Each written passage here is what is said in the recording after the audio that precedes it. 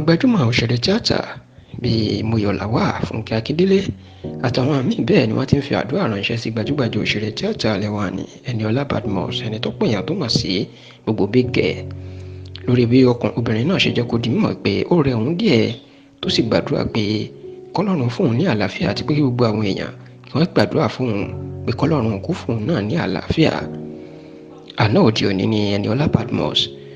ó gbé ọ̀rọ̀ sórí ẹ̀rọ ayélujára láti jẹ́ káwọn èèyàn mọ̀ pé òun ní ìpèníjà ìlera. Bẹ́ẹ̀ làwọn èèyàn wọ́n ti bẹ̀rẹ̀ sí ní fi àdúrà ránṣẹ́ sí i, pàápàá àwọn bíi Fúnkẹ́ Akíndélé, Muyọ̀láwà àti fídíò ìbálòpọ̀ ẹ̀ tó lu síta láìpẹ́ yìí àtàwọn míì bẹ́ẹ̀ táwọn èèyàn sì ń ṣe àdúrà lóríṣiríṣi wípé àlàáfíà tó péye ni Ọlọ́run yóò fún Eniola Badmus. Yorùbá tòótọ́ gbọ́ pé n tó ń ṣe Eniola Badmus kì í ṣe àìsàn tó le rárá o, bẹ́ẹ̀ ni wọ́n lóyún ìkíní náà kàn ṣe díẹ̀ ni tá a sì gbọ́ pé